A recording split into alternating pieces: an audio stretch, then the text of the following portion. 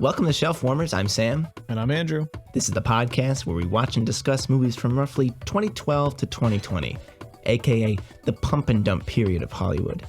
Not exactly a golden age, but definitely a time of high fertility for Tinseltown. So fertile, in fact, that we didn't see many of the movies produced. So if they're good, they're bad, or just meh, we're going to cover it all. If we heard about it and didn't watch it, well, now we're going to pick it off the shelf. And today we're grabbing Gangster Squad. Gangster Squad. I'm here with my Gangster Squad today. We are a Gangster Squad, aren't we? Me, you, our sound engineer, Bash. Is that the right term? Sound engineer?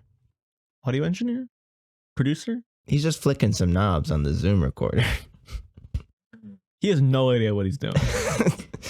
But he turned the volume just up and down. Sounds good to me. This will be a cool effect. Let's hear a little bit of that. So the film stars Josh Brolin, Ryan Gosling, Emma Stone, and as marketed in the trailers and the poster, Sean Penn as Mickey Cohen. Special appearance by which is classic. Sean Penn. And basically, the film takes place in 1949 Los Angeles.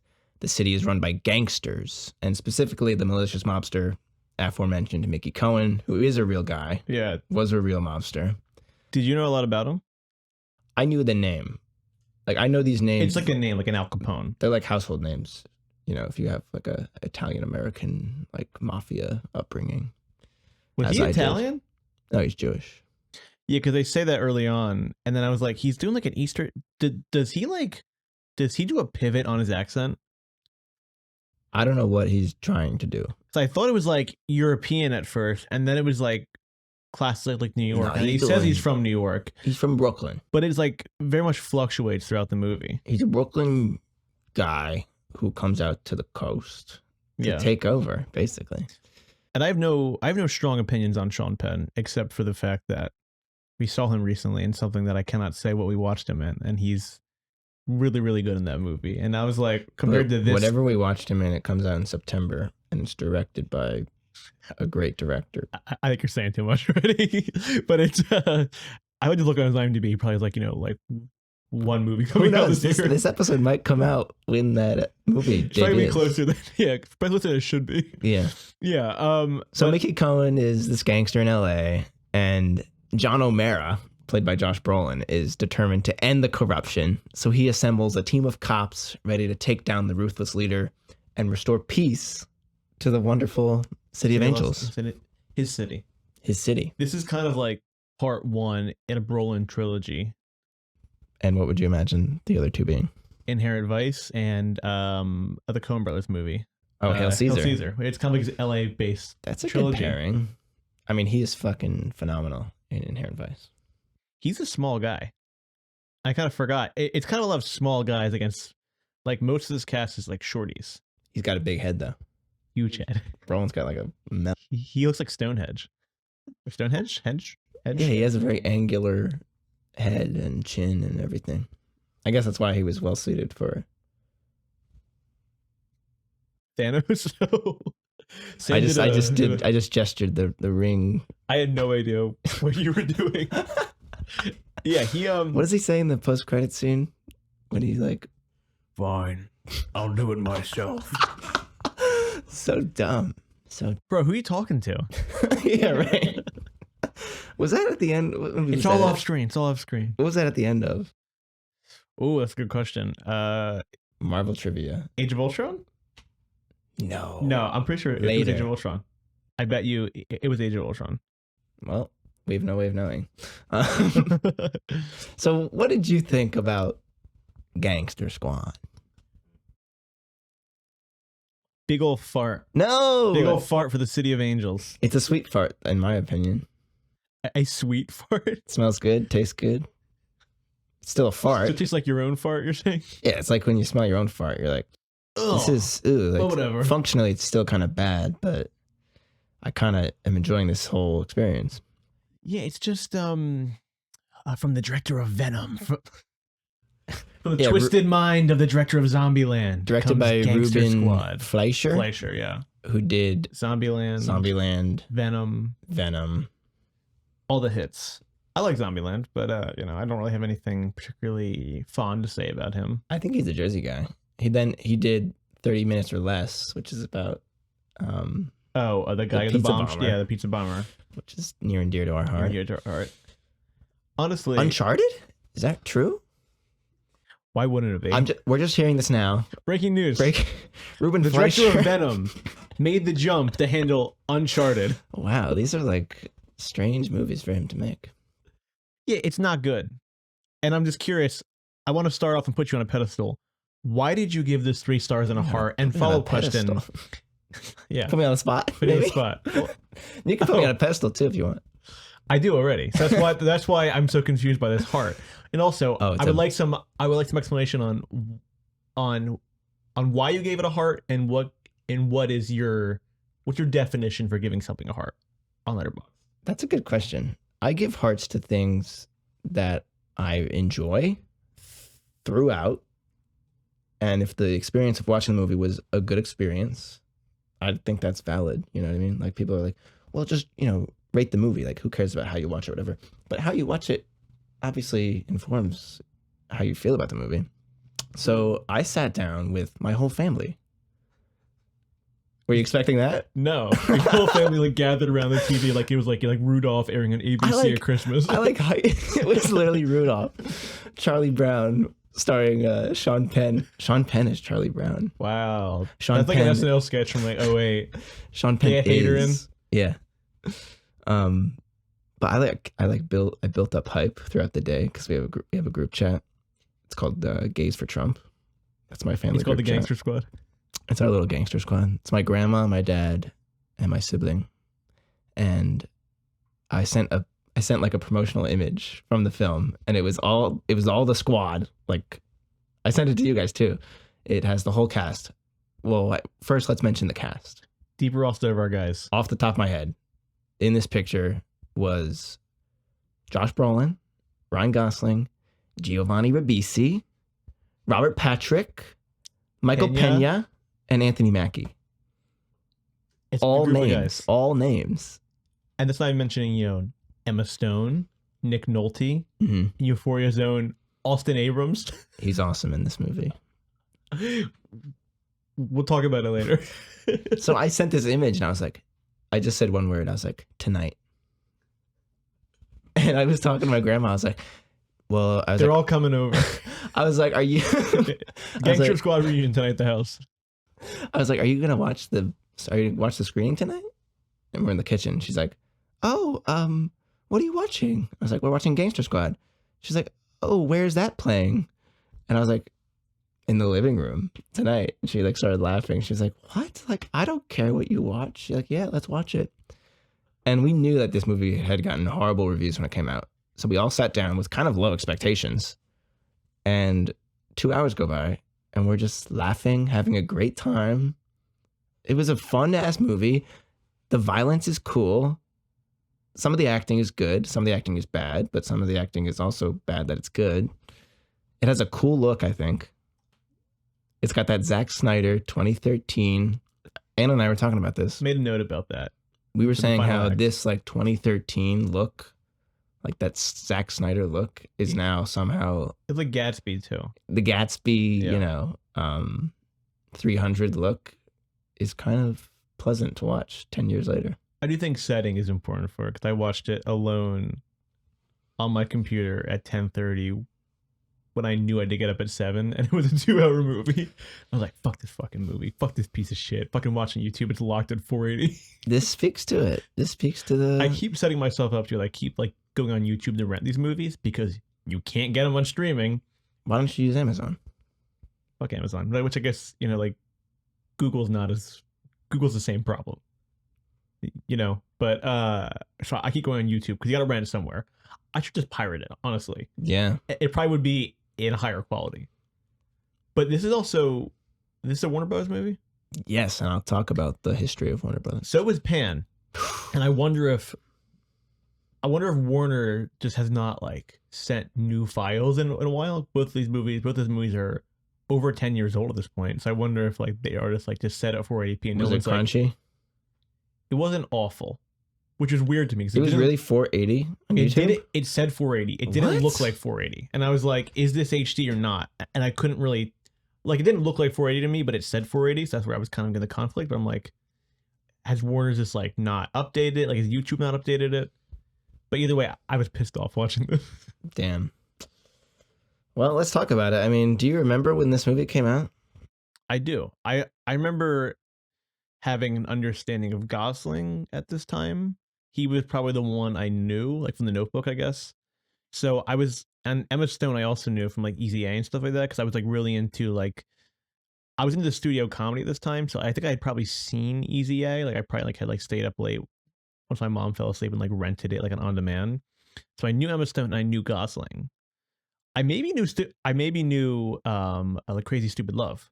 That's probably what I had seen at this point. So I kind of like knew them as a pairing, and this is the sophomore slump in their trilogy too. I guess technically speaking, LA-based stories the as well. Sophomore. Which one? Well, I'm saying that this is also like an LA-based trilogy as well for them. And it's not good. I think actually all three of the movies are LA-based. Yeah. Crazy Stupid Love and La La Land. How would you rank the films? La La, Crazy Stupid, Gangster Squad. I guess that's obvious. That's almost like I guess it's not much of a debate. That's almost like a movie. La La, Crazy Stupid, Gangster Squad. Like it's like that old DVD that was like, you know, the 40-year-old virgin who knocked up Sarah Marshall or like, whatever and was super bad. I had a DVD growing up that was what the hell was it? It was Grown Ups, The Zookeeper. Remember The Zookeeper? Maybe we should do The Zookeeper Lethal on this Pairing. show.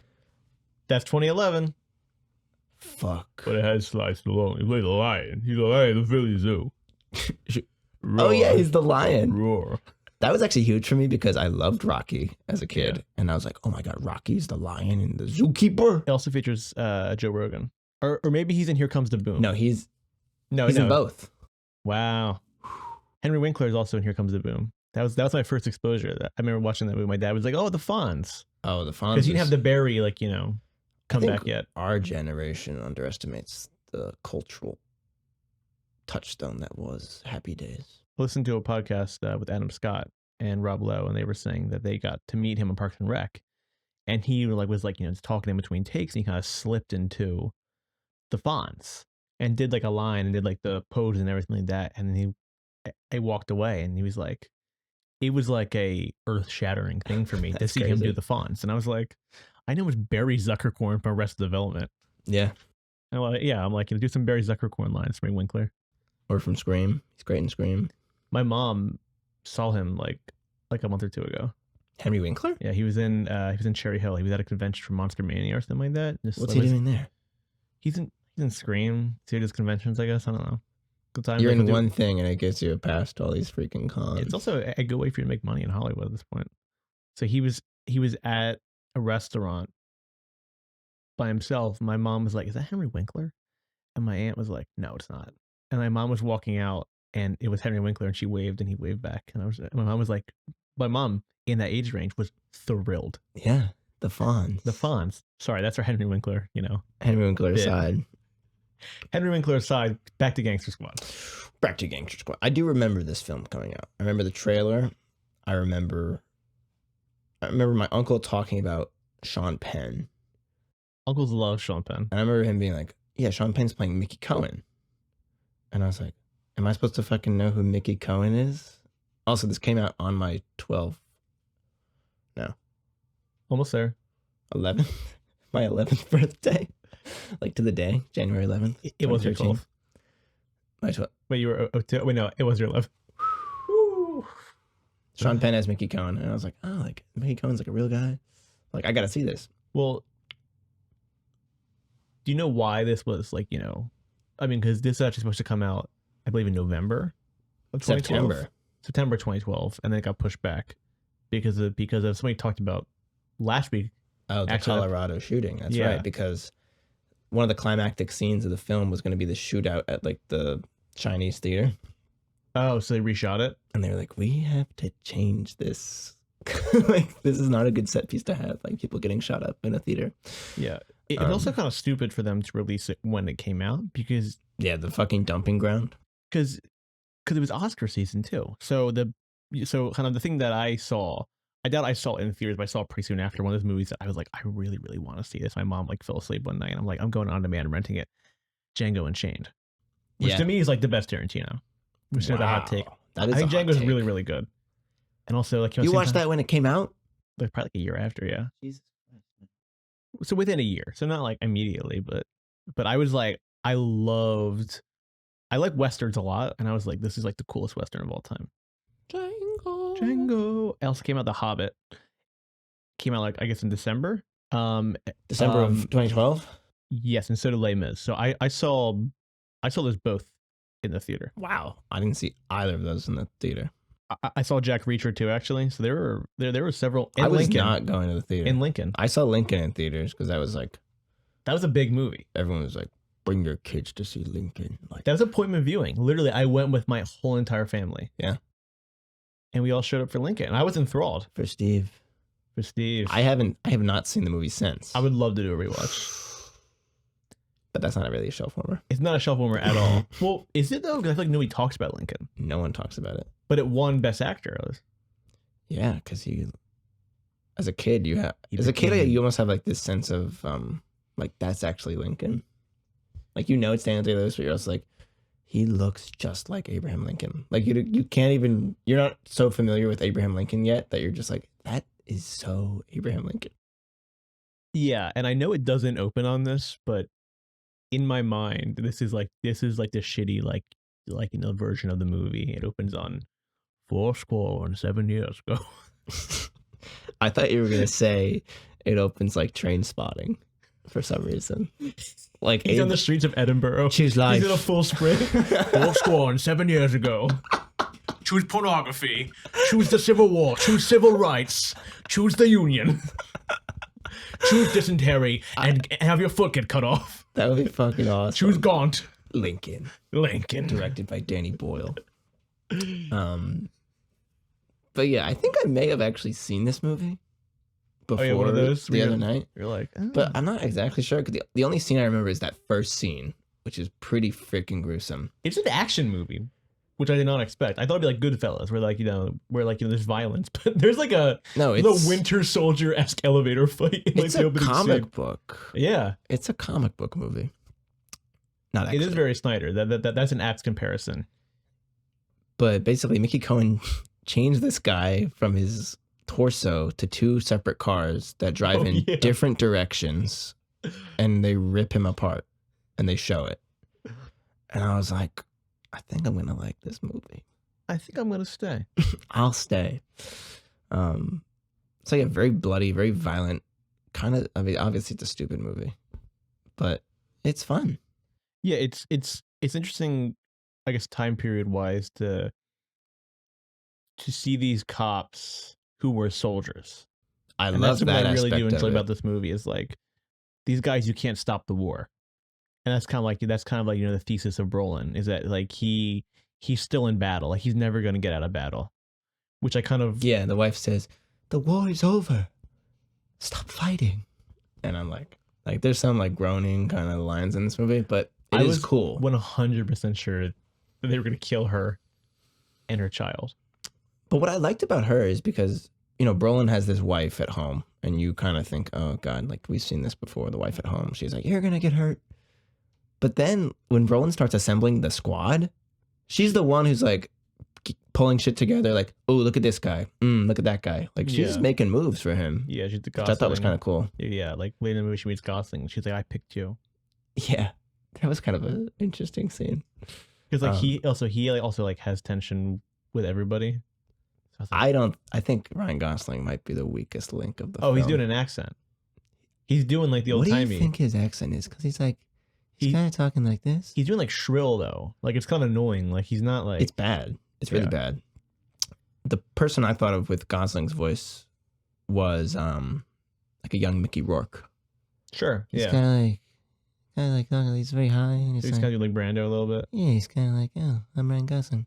I also really just love the setting of LA. I feel like it's never quite used as well as it could be. But I was like thinking of like I did think other about movies. you with this film. I love LA. I love. There's a scene where Sean Penn as Mickey Cohen, he's giving like a crazy, like, you know, far out performance. But he's like, the air out here is clean. Like Los Angeles is the greatest city. And I thought about you. You can smell the ocean. When we touched down in LA and you're like, I love this fucking place. I was like, he's trash. He's like Mickey Cohen right now.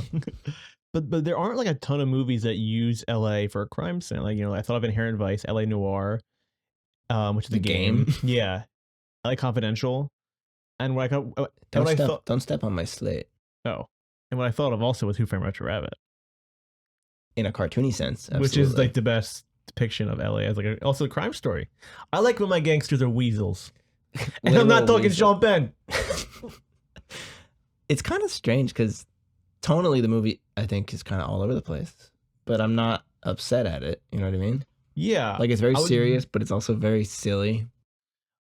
I would give it to Ruben Fleischer for like, he's a consistent tone throughout his movies. Like this is the same tone as Zombieland and Venom.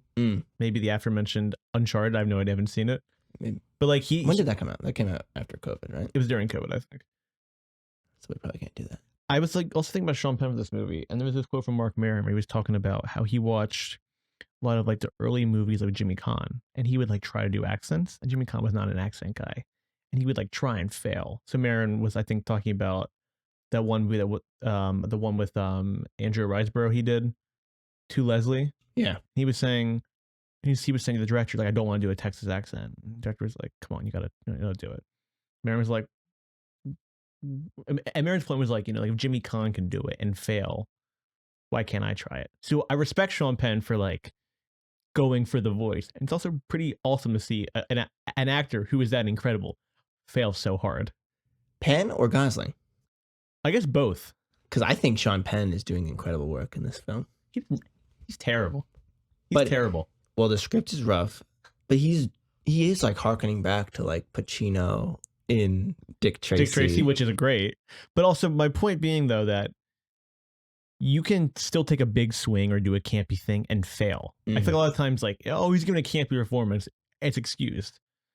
Like like that for Cage and Longlegs, and I love Cage, and almost in a microcosm, I love that performance in Longlegs. He's terrible in that movie. Like he's not able to match the tone or the vibe at all. It's like so scary at parts, and then it's like, mommy, daddy.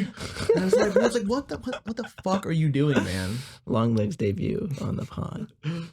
But yeah, so Brolin assembles his team, and that's kind of a good scene when he's getting the guys together. Yeah, and you're kind of introduced to all these people. Anthony Mackie is like kind of not as big in the department, right? Yeah, he's kind of in these small town clubs, and he's like good with everyone. Has like their thing. So he's like Mackey's like a knife guy. Yeah. So he like throws this knife across the room, and this guy's hand gets stuck to a wall. But we don't ever get enough with their individual thing. Like, Robert Patrick like has a 6-shooter. Awesome. He uses it like twice in the movie. I think for Mackie, he uses his knives one other time the whole movie. I'm like, let them have their unique thing.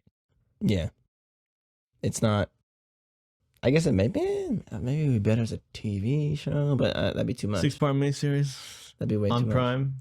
No, it's just like, it's long. It's over 2 hours, and like even the central conflict is never really established enough. In terms of like, it's like 15 minutes the Gangster Squad is established. It's like really fast, and I'm like, you never really get a feeling of what the power that Cohen has. Like, there's a lot of like him in hallways being like, you school me over, and then like, and he shoots somebody, but you never really understand his reach fully. You don't really set him up as like a terror to the city. He's just like a mob boss, and it's never really like, it never feels like LA like needs the Gangster Squad. It's just kind of like thrown together By Nick Nolte playing the chief of police. A gruff voice. It just sounds crazy. I love the city. And he's like, you got to drive this bastard out of the city. But you're right. You don't really feel the threat of Cohen necessarily. You meet Gosling, who's also a cop who doesn't really care. He was also in the war. And he kind of gets hooked up with Emma Stone, who is Mickey Cohen's mistress or girl. How come she did this movie? It's think they paper thin. I think they wanted to play dress up. And she probably knew what's his face from Ruben Fleischer Zombieland. from Zombieland, yeah. She's paper thin, and their whole relationship is paper thin in this too. Yeah, that whole thing sucks in this movie. But she looks the part. She does. She looks like she is an old star. Old star. Look, yeah. Gosling, I thought, looked a little bit too pretty. Brolin looks great. Yeah. Ribisi looks great with his little mustache. And Ribisi is like what is he? Like the technical guy. Like he knows the wiring of He's shit. the man in the chair. Yeah, the man in the chair. To quote Spider-Man Homecoming.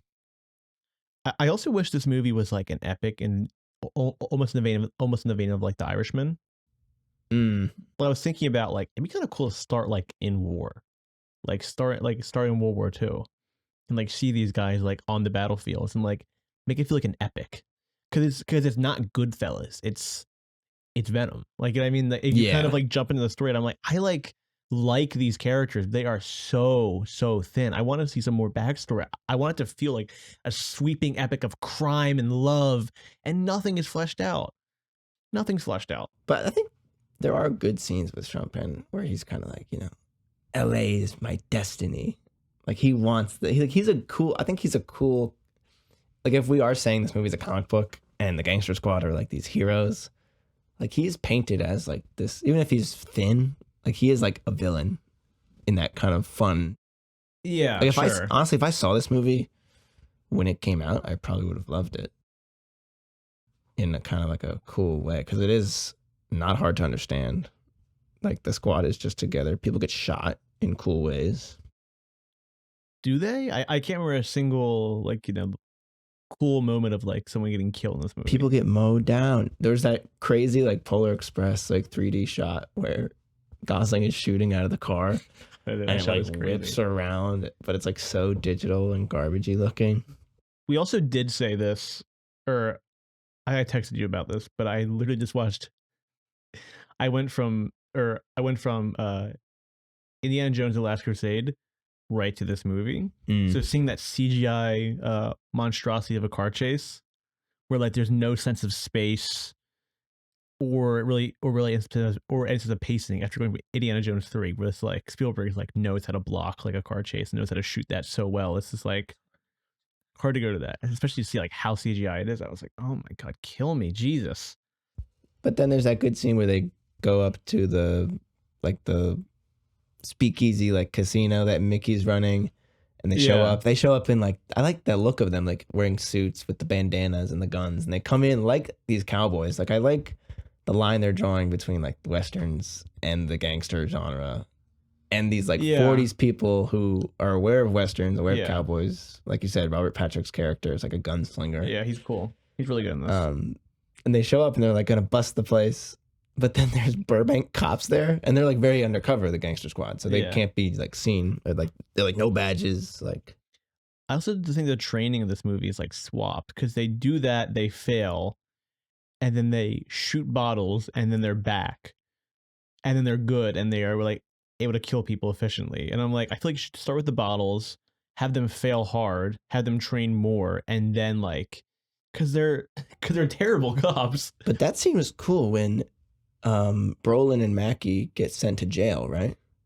That was cool. And then they have to break them out. Yeah. And because they're like idiots, but then they suddenly it like is kind get of better. funny when they tie the car to the bars. And it breaks the bumper off. The bumper flies off. But then Gosling shows up, and this is the first time Gosling is part of the squad. Oh, and he joins the squad because the shoe shine kid who played Austin Abrams, he gets killed. He gets shot to death because they're killing Sean Penn is killing a rival mob boss. Yeah, he wants to be, top dog in LA. And just so we're clear, he kills that shoe shine kid. Ryan Gosling sees the gunners come out of the car. He says, "Hey, go home." He pushes him right towards the targets. He literally shoves him in the complete wrong direction. He is the reason why that kid is dead. 100%. And the kid is like, he's like, this little guy, hey, what's his name? Is it, Petey? Pete, yeah, Pete. Pete. He's like the shoe shine kid. He's like, hey, you want some shines? Want some shines? Like, it's so... And you see him get shot directly in the chest. Yeah, like, immediately you're like, oh, he's fucking dead. Yeah. The other thing about it too, I was like, I feel like this is also kind of the turnover of like the big ensemble in Hollywood, because we're kind of losing like the idea of the movie star. So in terms of like, you know, like you got the Monuments Men with around the same period as this. Yeah. It's like, oh, That'd we don't be only a have a good star one. to lead this. So we're getting a bunch of stars. It is like a fun feeling to watch a movie like that. Yeah, no, yeah. A flashy cast. But then Or somebody in the comments said, a flashy YouTube link? cast. No. Somebody said, Falcon and Thanos on the same team. I got some... I get some trivia for I that got from some IMDb. trivia relating to that. Nerd roundup our segment. But I did feel like when I was watching this, it kind of plays like a spoof of gangster movies. It checks like all the boxes. But the hijinks are never as good as they can be. No. And once again, I don't want to call back The Last Crusade, but that's a movie full of like perfect hijinks. This movie has the really good hijinks of them like, you know, like going to the jail and breaking them out. But there's like no other hijinks in this movie. I want more hijinks. Well, there's a cool scene where they go to Mickey Cohen's house and they have to bug the place. Yeah. So they can like just know what he's up to. And Gosling and Ribisi are like in the house and they run into Emma Stone, Mickey's mistress, and Gosling like kisses her. And Ribisi's like, what the hell? Is like, what's going on here? And they have to like get out. So they are kind of like, I do kind of like that they're not like perfect at their jobs. No. As this gangster squad. Yeah. Yeah. And they do get better, I guess, throughout the montage. The montage was cool. Cool montage. There's some like, you know, nice shadows throughout that. Like looked good. Yeah, slow-mo. It's kind of pulpy and fun there. And Cohen's like freaking out. He's like, find these guys. Find this squad. Find this fucking squad. Yeah, I have a hot take and I want to get your opinion on it. Actually, I don't know if it's a hot take. I don't really know how anybody feels about this movie. I think Mackie is more interesting as the co-lead. Oh, than Gosling. That would be good. His character is like underused, but he has like a history there. I'm like, compared to Gosling, where I'm like, oh, you have something real there. And Mackie, I think is a really good performer. And I like him as that kind of cop who like he finds them a lead in one of the guys who like they know where like the heroin's gonna be dropped off at that one point. Yeah, Gosling is really bad. I have one quick trivia thing that we could talk about some alternatives to Gosling who could have been in this movie. Adam Brody. Okay, I like Brody. I don't know if he was right for that though. My pick, Joel Edgerton.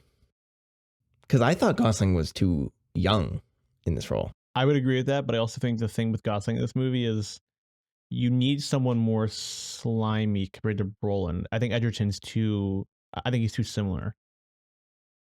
Also, to Brolin. Luke Evans. Okay, yeah. I would say a similar thing to Brolin. He looks too like hard already. And maybe Gosling the would do best slimy well. The best option, Joseph Gordon-Levitt. Yeah, he'd be perfect. He would literally be perfect. I think the one, yeah. Because he looks more like a 40s guy. He's more 40s, and he can kind of he's taller but slimmer. Yeah. Than Brolin, so I think that would kind of create interesting, you know, mix between them. And Gosling's name in this is Jerry Wooters, which just sounds like Wooder. Yeah. Like. For the Jersey people out there. Yeah, it's not Jerry Waters. Jerry Waters. Jerry Wooters. Wooder. It's Jerry Italian Ice. Jerry Italian Ice. Sorry, Water Ice. Water Ice. Water Ice. Jerry Water Ice. Yeah, I think this also has an issue we talked about before with Pan. Is like some of this is just like a layer of CGI slop. It's an early adopter of it. But it still has like a vision. I think. Yeah, there definitely are moments of vision, but this is kind of weird. I was thinking about this. Maybe I'm completely wrong. I think that New York looks better, or is able to look better, shot on digital cameras. I think LA needs that film look. I think it's the exact opposite. Really? New York has to be that film. Look, I I just watched The Alto Nights last night. I don't want to date the podcast. I think in the second episode we talk about Lynch, so like, Oh yeah, yeah, so it's already dated. this fucking pod is so dated. Let's release these in 6 years, so it actually makes no sense. Like it's already a show that's all about like the perspective of these movies that are on the shelf, right? Shelf Yeah. warmers. But if we release the pod in 5 years, and it's like the shelf is already so cold at that point Yeah. that Gangster Squad is like 20 years old. Yeah, let's release this on January 11th, 2033. Ooh. Where will you be? The 10 years? Yeah, I'll be 33 years old. Or 32, actually. I forgot how old I was. But I kind of like the LA in this movie. Like, it's kind of digitally, but I like that it's artificial because the whole freaking thing is artificial. Like, the lines are artificial, the sets are artificial. Like, the costumes look like they were just bought. You know what I mean? Yeah. Which is like such. I do think the production design is looking pretty thing. good, though, for the period. Oh, that club, Maxie's. Yeah, the club. It's like green. It's got like the His house, too. You know, Art Brolin's house. Deco. Yeah, Brolin's house looks good. Also, the scenes look good. Like the daytime scenes are shot well. Yeah. I think it's a lot of day for night in this movie, Yeah. which I think always adds to that digital look, too. Mm-hmm. Yeah, so Gangster Squad heats up. Penn is getting so upset. So I upset. love seeing Penn get upset and angry. He's good at it. And he at one point he's like a good cop, because a cop you can't buy is like a dog with rabies. Like you just gotta put it down. I also, my favorite line in this is, Carl, you know the drill. And then the drill drills into That his was head. literally like Dick Tracy. Yeah. Well, no, the best line is at the end. Oh, my bad, sorry. In the shootout, when Sean Penn's like, "Here comes Santa Claus." Oh, yeah. Let's jump to that shootout. So, I guess Sean Penn's in full force of his attack on the Gangster Squad. He knows who they are now. He tries to shoot the wife of Josh Brolin. Ooh. Tommy gun to the house. They Christmas time. Yeah, they find. So use a Christmas setting more. Sorry.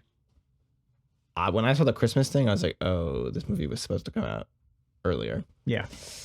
But there's a scene where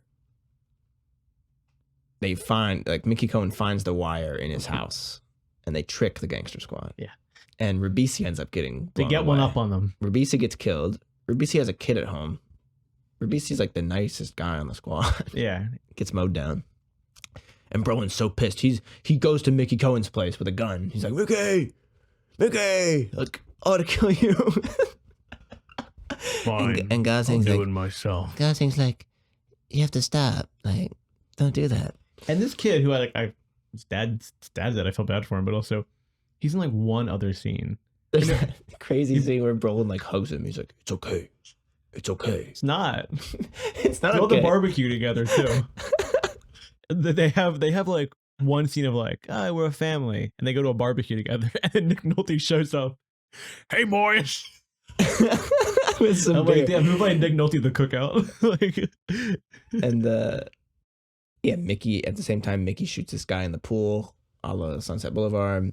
yeah, Brolin's wife almost dies, like you Yeah. said. she has the child. Yeah, there's like a trail of blood, and Brolin's like, what's happened? Like his whole house gets shot up. Someone should have cleaned that blood up. Yeah, and then the wife's just in the bathtub with a baby. They're just fucking idiot cops. Yeah. And That is then, that is really funny that she. I mean, it was smart she went in the bathtub, but it's just like the trail of blood in the house. Cops like, don't go in, don't go in. yeah, everyone's like, don't. It's like, you're trying to give this guy a heart attack. Um, He looks so stressed already. yeah, He's at war. Also, they do say, let's go to war. That really feels like they're at war. no. And then they go, and Sean Penn's got to get out of the city.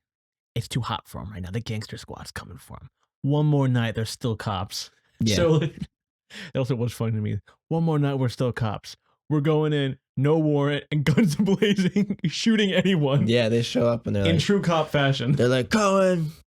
Like Cohen's like held up in this hotel or whatever Yeah. it is. And they're like, Cohen, come on down. Like the whole squad's there. And they kind of disband, obviously, as you could. I mean, this movie is so predictable. You know, like everyone knows where it's going. But it ends with this this shootout. And that was pretty cool, I must say. Not as cool as it could have been, but it was certainly watchable. Yeah, do they kill Robert Patrick? Or does he live? He has a cool thing that happens to him.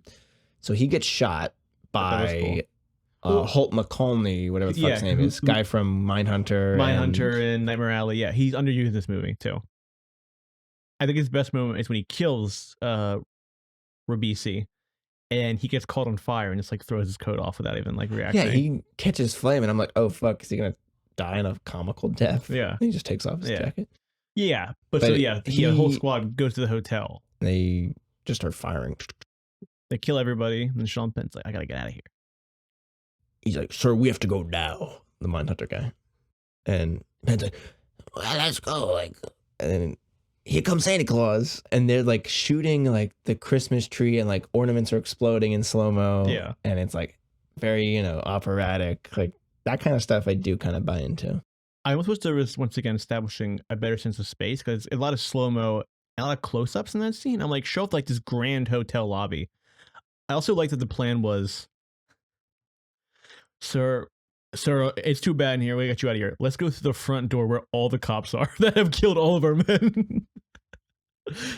Yeah, exactly. And he should die there. My grandma was like, how is nobody getting shot right now?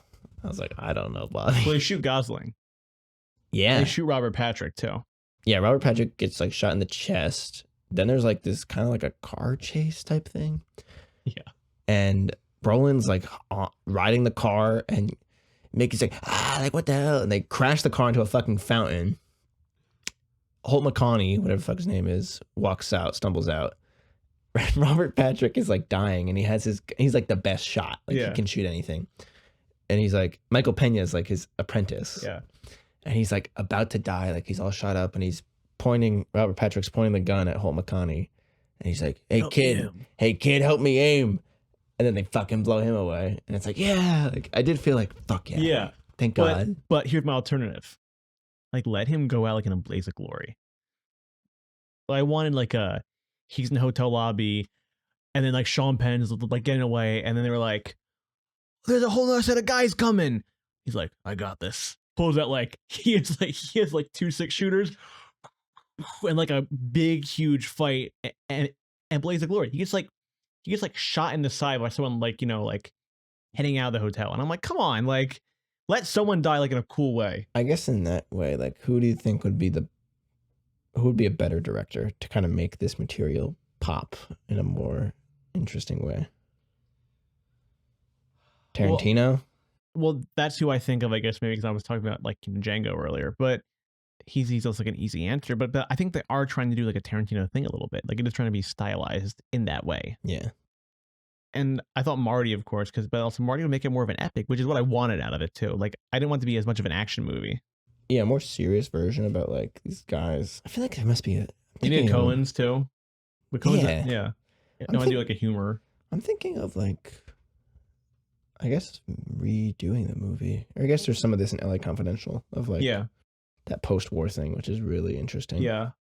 But that's more of a mystery though, where this is just like I said, like this is an action movie. I don't know if that's the most interesting way for you to do it. Also, what is Sean Penn selling? It's heroin? He does like and also everything. Prostitutes, he's everything. Racketeering, gambling. He's a bad guy. Bad freaking egg. But basically, like, crash the car, and Mickey's like, come on, you take me in, copper. And Brolin, like, throws his gun down and takes off his jacket. And the climactic scene in this movie is Brolin and Penn boxing each other in the street. Yeah. And everyone watches. And Brolin just beats him to a fucking pulp. My boxing days are over, he says to that random friend of Ryan Gosling earlier as he shoots him a la Sunset Boulevard. Yeah. Also, he was a boxer growing up. And I didn't notice his nose prosthetic until he shoots the guy in the pool, and then like it's like a POV shot up from the body, I guess. And like Sean Penn standing over the pool, and you can like see like the lines of his fake nose. It's like gigantic. Yeah. Well, apparently there were like 3 hours of makeup for him. And I was like, that's ridiculous. Doesn't show. I was just gonna say, it literally doesn't show. But then you kind of get the prologue or the epilogue here where it's like Michael Pena and Mackie are working together. Gosling and Stone fall in love and take the... They take Mickey Cohen's dog and they live happily ever after. It opens and closes with this Brolin voiceover, which sucks. Yeah. And then Brolin has his wife and baby on the beach and he's not a cop anymore. And it's like, oh, they live happily ever after. So what does he do for the rest of his career? He literally throws his badge in the water like a fucking idiot. So fucking stupid. And then the movie ends. And that's Gangster Squad. I just really do like... And I feel like you have to bring the wife back more for this to work, but I really do enjoy him as a guy who is always at war. Yeah. And he's like stupid. And like, you know, the one shootout scene when the car chase Burbank, he's like hot-headed. Like he wants blood. Like he wants revenge for these people. And I'm like, oh, that's interesting. But it's like a broken record, but it never gets enough time. Like spend more time with the wife. Like show how like he's bringing the war home. Because like she's always like, you're still at war, but you don't really see that like affect his relationship. No. Like they're pretty like happy together. Yeah, they seem great. Very stable. Some other movies that came out this weekend. A Haunted House, which is the Marlon Wayans Paranormal Activity I remember that. takeoff. I think they made a few of those, didn't they? Yeah. Zero Dark 30, 5th week of release, made more money than Gangster Squad opening weekend. It made 32 million. Gangster Squad opened at 23. Imagine something making $32 million in the 5th weekend of release now. Impossible. So the movie is based on a true story. I don't know if you knew that. Oh, I'm pretty sure it opens with it. Based on true events. It's definitely not accurate, but the real life Chief W.H. Parker was a real guy, Nick Nolte's character. And he set up the squad to prevent other gangsters from taking over Cohen's rackets after Cohen went to prison for tax evasion. They got him like Capone. Yeah. But like the Gangster Squad was a little more dirty, which makes sense because they're LA cops. Like whenever the squad learned that out-of-town gangsters were coming to Los Angeles to try and set up like new operations after Cohen had left, the Gangster Squad would kidnap them, beat them up, some rumors say torture, and then send them back wherever they came from, warning that if they returned, they would be killed. Wow. So that's LA, baby. It's just like these guys aren't heroes. No. I thought you might find this interesting. When Giovanni Ribisi is like fucking with the telephone line halfway through the movie, that location doubles for the outside of Patty's pub. It's Always Sunny? Yeah. Oh, cool. Huh. I don't even like remember that. He's like climbing the telephone pole and he's like, watch my back. Like I have to get the wire going. Yeah. Sure. There's an officer, Daryl Gates, in the film who also is a real person who went on to become the chief of the Los Angeles Police Department.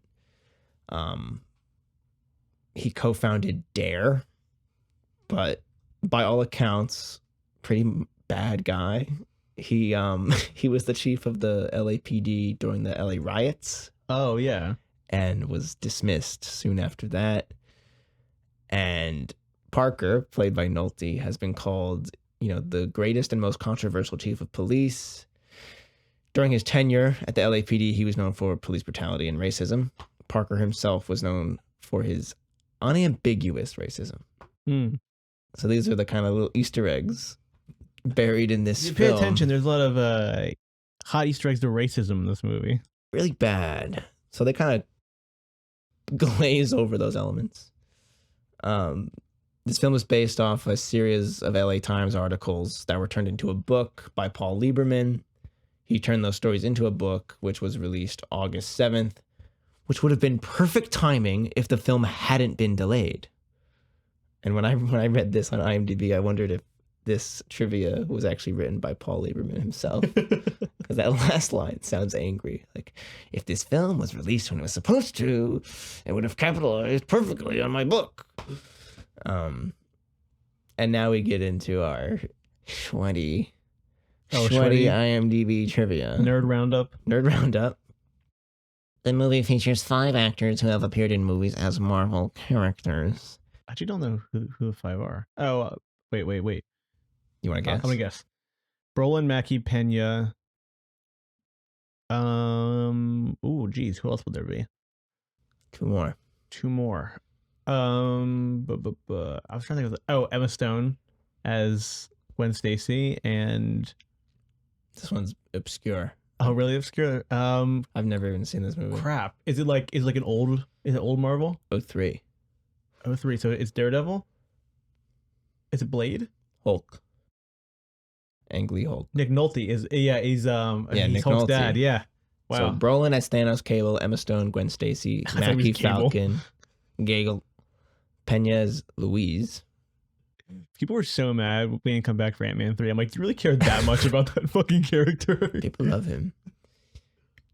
Anthony Mackie and Josh Brolin would later appear together in Avengers Infinity War. Mackie as Falcon and Brolin as the cosmic supervillain Thanos.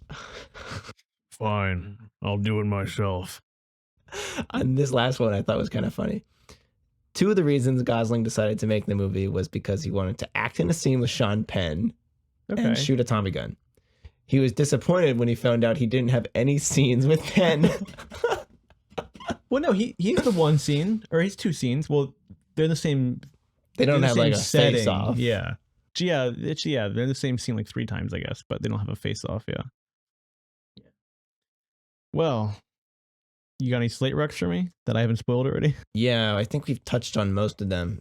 These are, I think if you threw these 3 movies together in a blender, you would end up with Ruben Fleischer's Gangster Squad. So first you add a dash of Dick Tracy. Sure. That kind of cartoony, over the top gangster spoof, basically, like a cartoon. Warren Beatty's own. LA Confidential, as we said, like similar time, shows the crooked LAPD center stage in that movie. Also probably a better tonal exercise than Gangster Squad. And obviously The Untouchables. Yeah. Have you seen? I've never seen Untouchables. You would love The Untouchables. I would like it a lot. Brian De Palma. Sean Connery. Kevin Costner. And it's kind of marketed in a similar way where, Sean Penn as Mikey Cohen. Untouchables is a lot of Robert De Niro as Al Capone. Yeah. And it's a similar story, but in Chicago. And I think if I had watched The Untouchables and then Gangster Squad, I probably would give Gangster Squad 2 stars because Untouchables has a David Mamet script. And because of the De Palma direction, there are like several sequences in that movie that are just like a masterclass in how to set up, blocking and tension and suspense, which is not entirely on stage here in Gangster Squad. A quick story from watching Indiana Jones 3 last night. My dad had no memory of the movie. Really? He was surprised about it. He was like, "Oh my god, River Phoenix!" He had no memory of the opening. He was like, he was tricked by the bait and switch of thinking it's Indiana Jones, and then it's actually him young. No memory of it all. He remembered Sean Connery. He was a big fan of Bond, or he is a big fan of Bond, so he remembers Sean Connery. He knew Connery's in the movie. So this is all like this whole movie is new to him. He's locked in. He's leaning forward. He got up to put stuff away. He's doing the dad pose from the TV. He's locked in. It's a huge TV. And we get to the point where they get like captured in the castle, and Elsa, is her name Elsa? Ilsa. She gets revealed to be a Nazi, and the line's coming up. My dad turns to me and goes, in the Sean Connery voice, in cue with Sean Connery. Or how'd you know she's a Nazi? Oh, she talks in her sleep. And I'm like, how is that the one part of the movie you remember? He goes, because it's gross and funny. And I like the logic of it's gross and funny, so it stuck to his brain for 40 years. Talks in her sleep. But he goes, ew, right after. Why is that so gross? Sean Connery can get it. You're a sexy man. I'm a sexy man. That is a genius fucking movie. I'm sorry. It's a fake.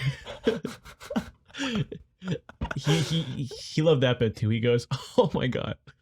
So he was having the time of his life. I'm thinking of the the Williams score when he like fucks shit up when he's like in the chair and like it moves. It's like, Yeah. you know what I'm saying? Yeah. That's I know what you're saying. that little theme. So Sam, Yeah, Andrew. we got taken back to 1940s LA. Hell yeah. So the question is, you know, you're in the train station. You just got in the City of Angels. You have your old violin case. Hasn't been touched in years. There's a Tommy gun inside. So would you take out the Tommy gun? Or would you let it sit in the back of your trunk and collect dust? Or would you take it off? It's hot. Oh, your hands. It's too hot. You can't even touch. So are you keeping the Tommy gun in the case? Or are you taking it out and killing Mickey Cohen? Maybe not take it out of the case, but for sure put it on your list for Santa Claus. Because you might be happy to see what you find under the tree. But yeah, I like this movie. I'm losing my baggage and I'm picking up guitar. This thing is deep in the shelf. Deep. I could have lived the rest of my life without watching this movie, and honestly, it made me lose my respect for the city of Los Angeles. Wow. And no, it's not even worth my anger. I mean, when I was watching the movie, I was enjoying it, but now that we talk about it, I watched it like 2 days ago. I really haven't thought about it. I feel like I've ruined your perception of a few movies that I've hated, and I am sorry for that.